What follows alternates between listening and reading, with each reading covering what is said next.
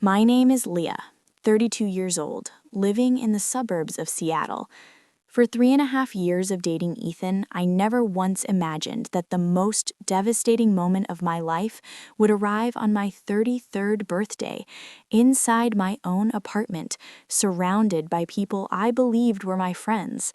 I had planned everything with care, obsessively almost, from the warm amber lighting to the custom cake iced in silver white fondant that read, "A new chapter begins." In my mind, it was the perfect setting to share my pregnancy news, something tender and private, yet filled with hope. My two-bedroom apartment wasn't large, but with scented candles burning low, soft jazz humming in the background, and familiar arms brushing past one another, it felt intimate, almost protected. I wanted my child, one day looking at the photos, to feel it clearly. You were wanted. You were celebrated. You were joy.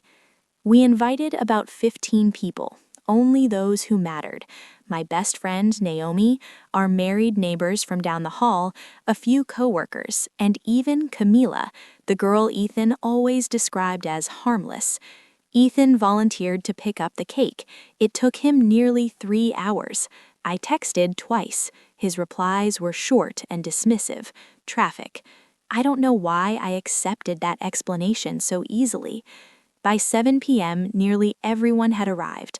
I moved through the room like a careful hostess, laughing when expected, offering drinks, hiding my lemon soda inside a cocktail glass so no one would question why I wasn't drinking.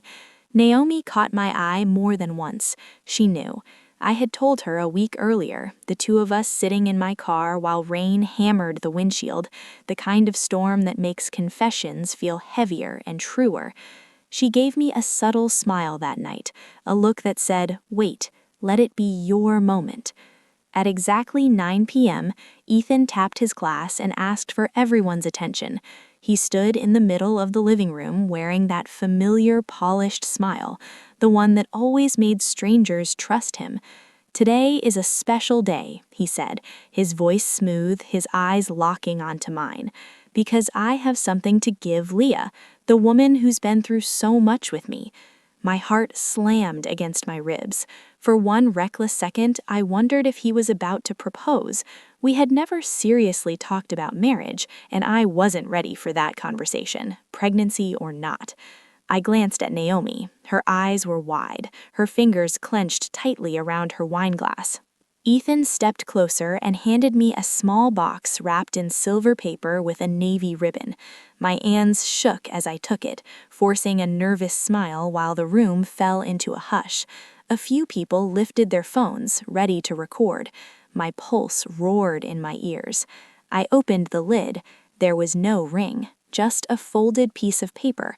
I unfolded it slowly and read the words that would split my life in two. Sharp as steel. "I'm leaving you. You're useless. I deserve someone better. Your things will be packed by Monday." I froze. It felt as if all the air had vanished from the room. The lights were still glowing, the music still playing faintly, but everything blurred at the edges. When I looked up, Ethan's expression had changed completely. The warmth was gone. His face was cold, unmoved, lips curling slightly. "We're done," he said loudly. "It was fun, Leah, but I'm not wasting any more time." Then he laughed, a hollow, bitter sound, like someone enjoying a cruel joke. A few guests laughed too, unsure, thinking it was some kind of birthday stunt. But Ethan turned and walked straight out the door. No one stopped him. Naomi was the first to break the silence. She snatched the note from my hand, skimmed it, and muttered, "What a bastard." Then the questions spilled out all at once. "Leah, are you okay?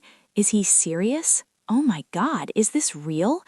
As for me, I stood there, my stomach aching in protest, my throat tightening. Somehow my lips formed the thinnest smile, fragile and strained, like it might snap if I moved wrong. Ethan didn't know I was carrying his child. He didn't know I had already seen the messages he sent Camila when he left his Apple Watch in the bathroom. And he definitely didn't know that I'm not the kind of woman who collapses in the rubble.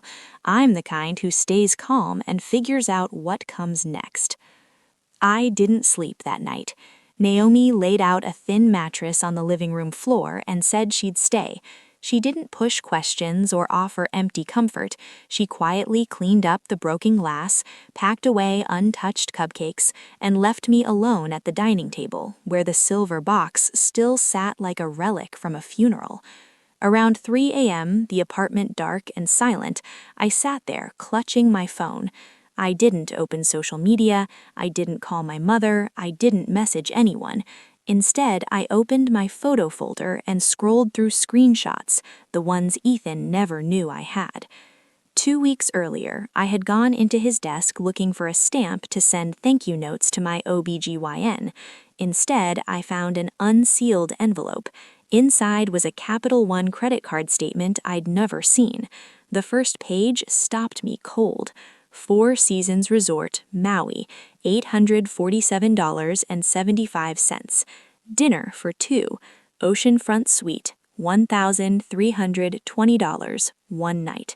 The charge date was a Saturday, the same weekend I'd been in Portland for work. As I flipped through the pages, more appeared.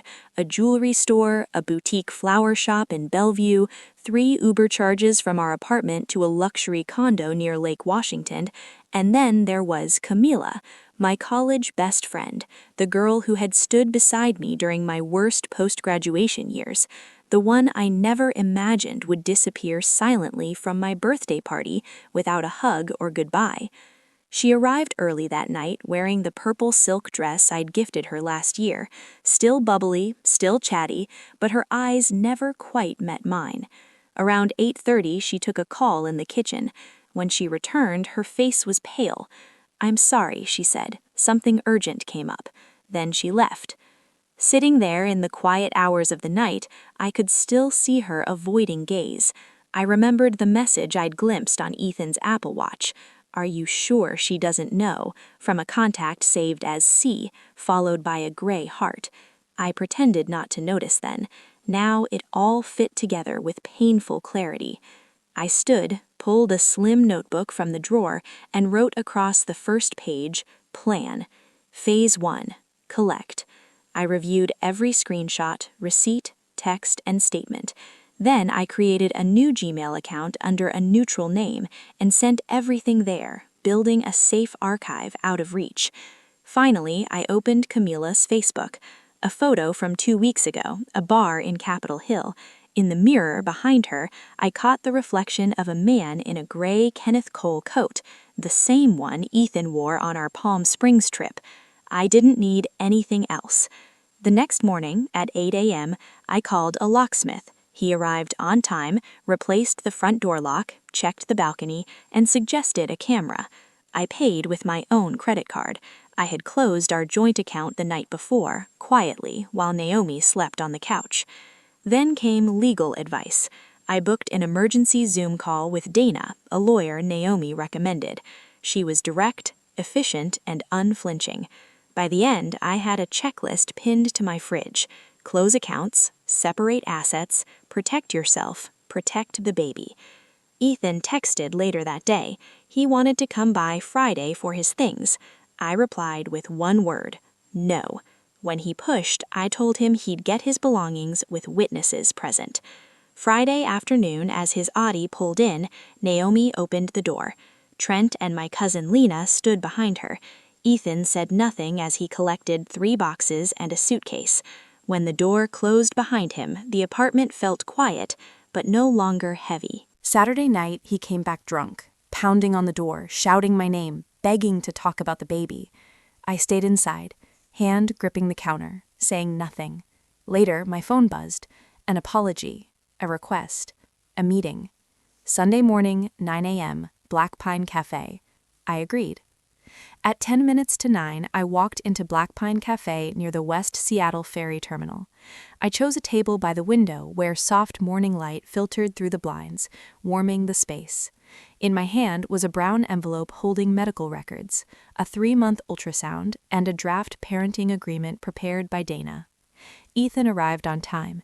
His face looked worn, hollowed out. He pulled out a chair. "Leah," he said quietly, "thank you for coming." I didn't answer. I just looked down at the mint tea I'd ordered. Coffee had made me nauseous since last month. He started to ask for something, then stopped. Maybe he realized this conversation wouldn't last as long as he hoped. I opened the envelope, took out the documents, and laid them in front of him. This is the doctor's info, prenatal appointment dates, and the ultrasound images. I am 16 weeks along. I paused, locking eyes with him. And this is a draft of your responsibilities and rights as a parent. Ethan froze, as if I'd slammed a brick on the table. "You really," he choked on his words, "you're actually pregnant?" I didn't answer. I just flipped over the first ultrasound image, a dark little speck on a black and white screen labeled 12 weeks. Heartbeat confirmed. Ethan buried his face in his hands, breathing hard. A moment later, he lowered them, voice rough. "Leah, I messed up.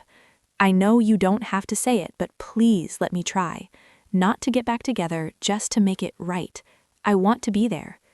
I gave a faint smile, not out of sarcasm, just because prayers came too late. I leaned forward. "You don't become a father with words. I don't need promises, I need action." I pointed to the agreement. Clear terms about visitation schedules, minimum financial support per Washington state law, and a requirement for paternity testing if necessary. I won't stop you, but I won't let this child grow up in ambiguity either. Ethan lowered his head, hands clenched. He didn't argue, didn't defend himself. I didn't know if he had truly changed or was just overwhelmed, but for the first time he was silent without fighting back.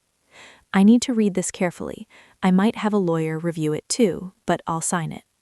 I nodded. I was about to stand and end the meeting when he suddenly asked, "Does she know about this?" I looked at him for a long moment, then said, "That's not her concern anymore."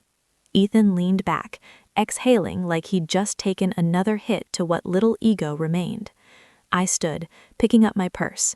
"Pregnancy flies by, Ethan. I don't need you to be perfect. I just need you to show up and take responsibility. If you can do that, I won't keep you from being a father. But if you break your word, I won't let this child suffer for it." I left the cafe, head high. My heart was still heavy, but it wasn't shaking anymore. Behind me, Ethan sat staring at the ultrasound photo like it was the first time he'd seen a life he couldn't control taking shape before his eyes. About 3 weeks after that meeting at Black Pine, I received a short email from Ethan with the subject line, "About the agreement." I opened it, my heart no longer racing like before. The content was simple. "I've read it thoroughly. There are a few points I'd like to clarify, but overall I agree. My lawyer says it's fair. If you're willing, let's sign next week in front of a witness." Attached was an appointment at a small legal office in Ballard. I didn't reply immediately. Instead, I opened my task list and crossed out, "Wait for Ethan's response." One more step completed. A few days later, Naomi sent me a screenshot from the Facebook group Dad Circle, Seattle area. A post from an account named E. Wallace, beginning with the line, "Becoming a father wasn't supposed to start like this." I sat still for a while, not because I was emotional, but because I started to believe maybe Ethan really was changing. My life, on the other hand, kept moving, stable, quiet, and admittedly a bit lonely. I worked remotely 3 days a week, and I picked up a freelance editing contract for a baby product company based in Minneapolis, referred by one of Lana's friends. Mornings were for emails, afternoons for resting, checkups, and on Thursdays I attended a prenatal class at the community center near Lincoln Park. That's where I met Clara, a single mom a few years younger than me. She told stories with a spark in her eyes, and always carried a water bottle that read, "Built tough, raised strong." My small bedroom began to transform. The old file cabinet was pushed into the hallway to make room for a white wooden crib Neho helped me find through a local resale group. I assembled it myself one rainy afternoon. Took nearly 4 hours and 12 mismatched screws. But once it was done, I sat quietly beside it for a long time, hand resting on my now slightly rounded belly through a soft cotton shirt. Ethan began sending monthly support payments on time with no conditions. I didn't reply to thank him, but I didn't reject them either. One day, while editing an article, a message popped up from Ethan and, "I'll help buy the baby's car seat. Just send me the link to the one you want. No request to visit, no prying into my personal life, just a direct, practical question." I sent him a link to the model I'd already picked, a basic, safe, reasonably priced option. 5 minutes later, I received a confirmation email from Target purchased under Ethan's name. That evening, I reread my pregnancy journal. At week 19, I'd written, "I don't know where Ethan will stand on this journey, but I know I'll be here, ready to do it alone if I have to." Now, I wasn't entirely alone anymore. I was still leading this, but he slowly, and after many wrongs, was starting to catch up. Once, as I was folding baby clothes into the dresser, another message arrived. "Can I come with you to the next ultrasound?" I thought about it for nearly 10 minutes before replying. "Only if you're on time and you respect boundaries." He responded with a single word. "Understood." On the day of the appointment, Ethan arrived 10 minutes early. It was the first time I'd seen him wear a proper button-down shirt since the breakup.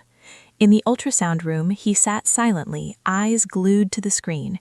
When the doctor pointed to a blurry shape and said, "That's the baby's hand," Ethan lifted his own to his mouth, completely choked up.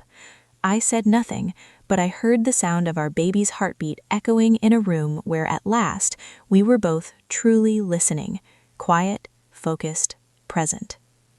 That weekend, I received a small package, no name on the label. Inside was a soft leather journal, no logo, no decoration. Tucked into the first page was a handwritten note, "For the stories you'll want to share with the baby. I don't know how to make things right, but I know where to begin." I closed the notebook and placed it on my desk. I didn't reply. Some apologies don't need words, just proof.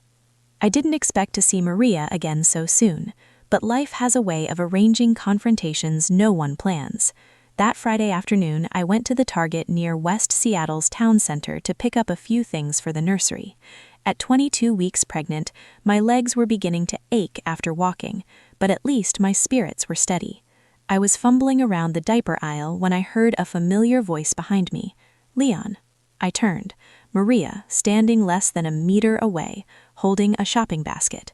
Her eyes widened like she'd just seen a ghost. Still the same slender frame, dark brown hair tied back, but the look in her eyes had changed.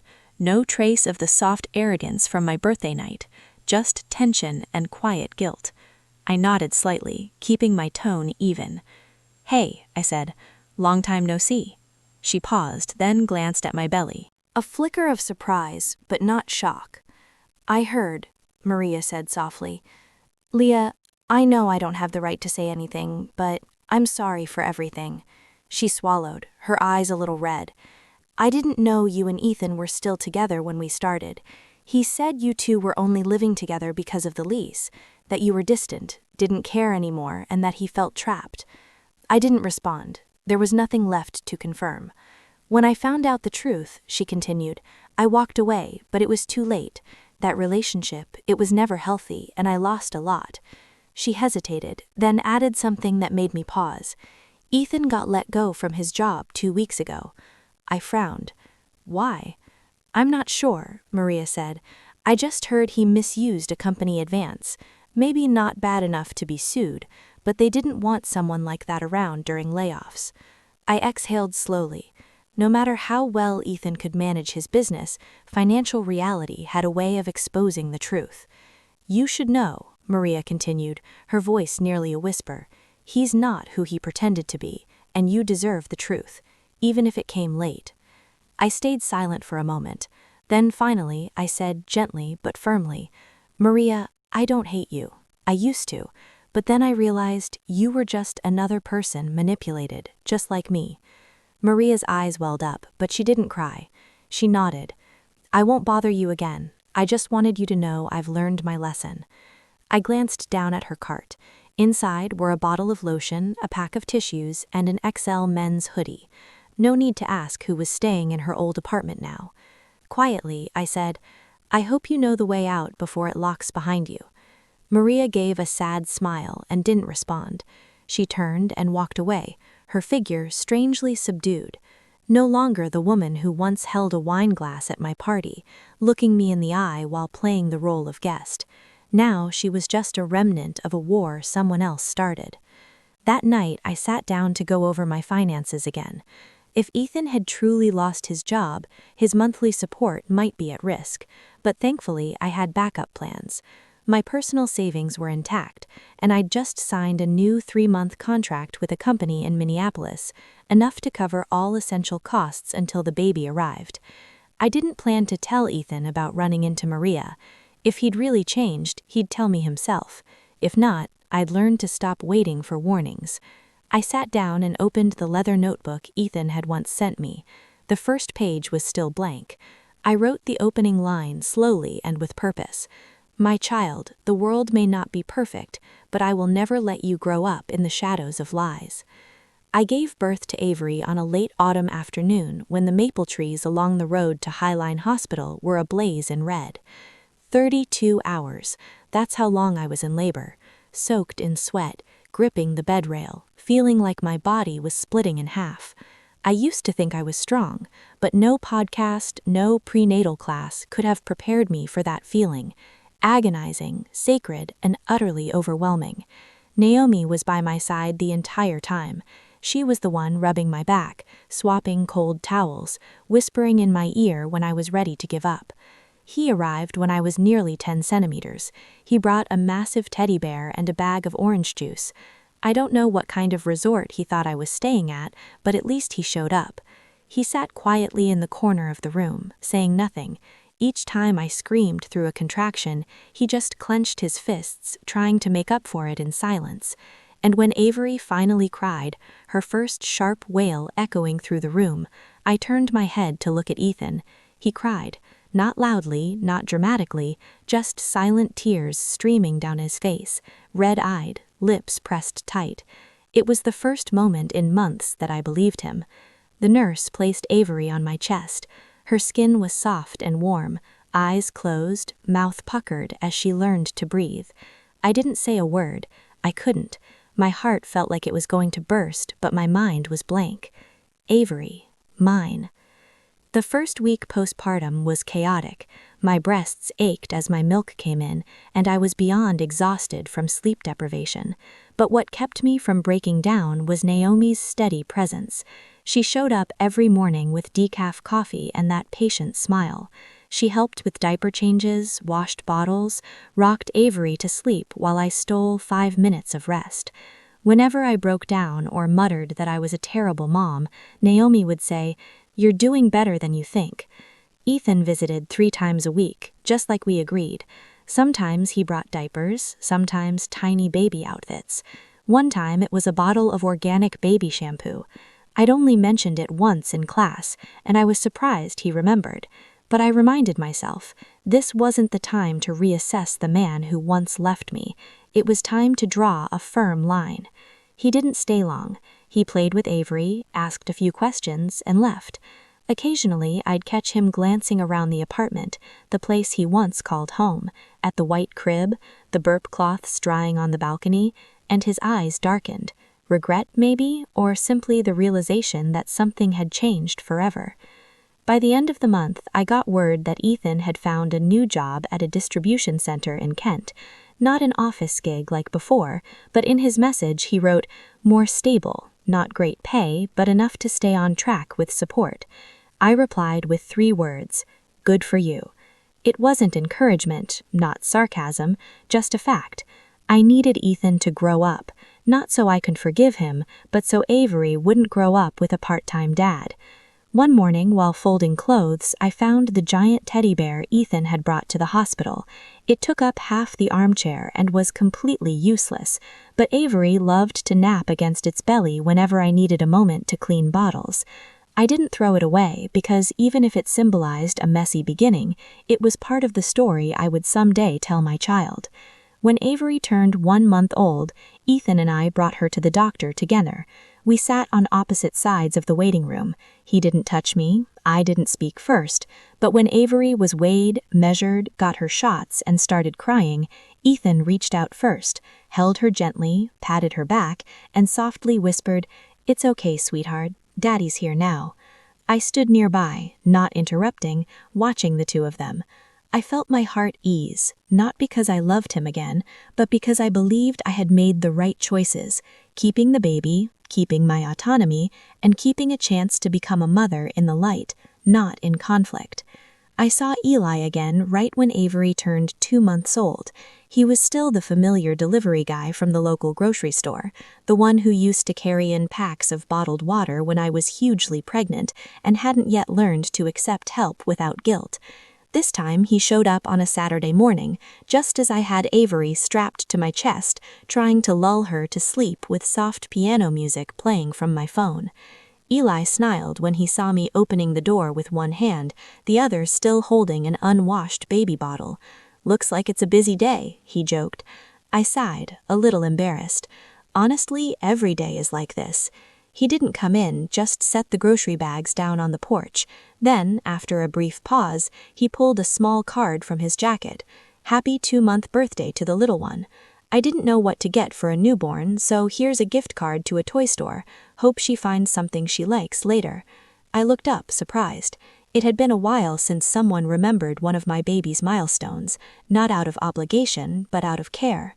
I smiled. And on impulse, invited him in for tea. A gesture I hadn't planned, but when Eli shrugged with a soft smile and nodded, I didn't regret it. That tea turned out to last longer than I expected. Eli sat on the bar stool in the kitchen while I held Avery, chatting and timing her next feeding. He shared stories of going back to school to finish his environmental science degree, his late-night delivery shifts to cover tuition, and how he helps his sister take care of her twin boys. Nothing glamorous, but warm and honest, rare in a world where everyone tries to polish their lives with flashy success stories. "Being a single parent must be hard," Eli said quietly, his eyes on Avery dozing against my shoulder. I smiled. Part agreement, part contradiction. It is, but not as scary as staying in the wrong relationship. The baby, she's the easiest part of this whole journey. Eli nodded as if he understood, and strangely his presence, unassuming, never pushy, made me feel seen, not judged. We started talking more often after that. Now and then, Eli would text asking how Avery was doing, sometimes sharing a funny story about the kids he helped watch at his sister's. One time, he sent me a podcast link on household recycling with infants, with the note, "Kind of nerdy, but interesting." I didn't finish the episode, but I smiled the whole time I was making the formula. He never tried to insert himself into my life, never texted late at night, never asked for personal details, and never called unless I initiated it. That, more than anything, made me feel safe. One early winter afternoon when Avery had just learned to roll over and wrecked all plans for nap time, I sent Eli a photo of her grinning from ear to ear with the caption, "My noisy little masterpiece." Less than a minute later, he replied, "She's so adorable. It makes you want to rebuild the whole world just to keep her smiling." I read that line over and over. There was no hidden meaning, no exaggerated romance, but it was enough to make my heart soften. Naomi was the first to notice something had shifted. "You're wearing color now," she said, pointing at the olive green cardigan I had on while carrying Avery out of the room. I pretended not to understand. "What do you mean?" "The last time you wore anything other than gray or black was before that disastrous birthday. Now you're coming back to life." I smiled, didn't argue. She was right. I was still a single mom, still budgeting carefully to get by, still changing diapers in the middle of the night and rocking my baby back to sleep when sirens startled her awake. But I no longer felt empty every morning when I opened my eyes. Not because I had fallen for Eli, because I knew that if I ever love again, it would be because I want to, not because I need to. I held Avery in my arms, kissed her gently on the forehead, and wrote in the small notebook on the table, "No one can change the past, But you, my child, are the reason I believe in a new chapter. And if someone enters our lives, they will have to learn to love you with the same respect I've given to protect you."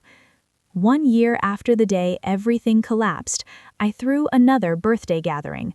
Oh, no grand setup, no crowd, no 3-tier cake or twinkling string lights, just a warm afternoon in early November inside my small apartment, surrounded by those who stayed, not out of politeness, not from habit, but out of genuine care. Naomi held Avery, now almost 1 year old, chasing her around the room with cookie crumbs still stuck to her fingers. Lana arrived a bit late, carrying a bouquet of wild flowers picked from the park up north. She set it down on the table and said, "Big sis, you look like someone who's built a real home." I just smiled. Eli came too, no longer the delivery guy waiting at the door, but the quiet companion who had walked beside me through every transition these past months. He brought a box of lavender tea and a children's book. "Happy birthday to Avery's mom," he wrote inside the cover. Nothing more, nothing less.